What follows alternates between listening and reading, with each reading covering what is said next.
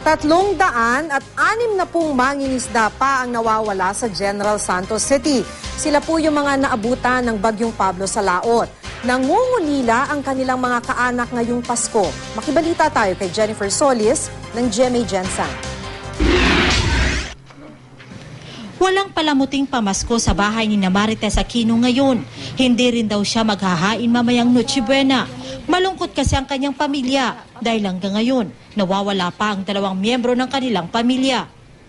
Kabilang sina Venancio, asawa ni Marites, at si Marvin, anak ni Marites, sa mahigit 300 mangingisdang hanggang ngayon nawawala pa rin.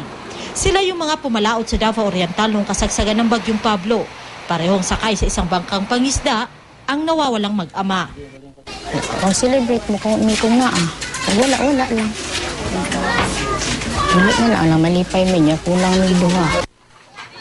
Nangungulila rin ngayong Pasko si Celerina Guok. Inilibing kahapon ng kanyang asawa na isa rin sa mangingisdang biktima ng Bagyong Pablo. Dili na lang mag-celebrate kaya mga gyapon mingaw kay wala siya. Patuloy pa rin sa ngayon ang paghahanap ng Philippine Coast Guard sa mga nawawalang mangingisda.